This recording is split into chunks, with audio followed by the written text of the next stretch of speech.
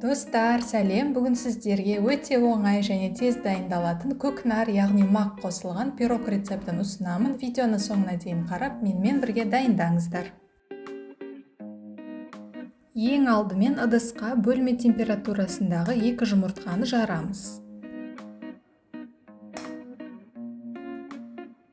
Одан кейін оған қант қосып, қант ерігенше жақсылап араластыру керек.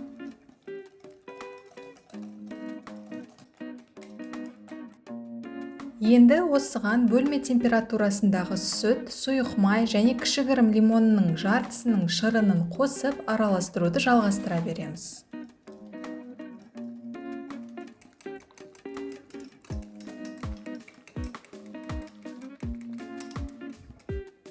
Ал қазір осы сұйық массаға мак салып, тағы бір араластырамыз.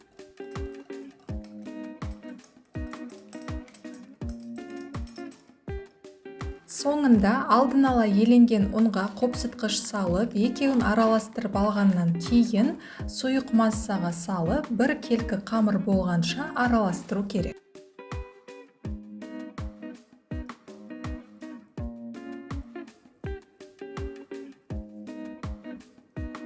Мінекей достар, пирогтың қамыры дайын, енді оны формаға құямыз. Мен осында 2 кішкентай формада пісіремін, бір үлкен формада пісірсеңіздер де болады.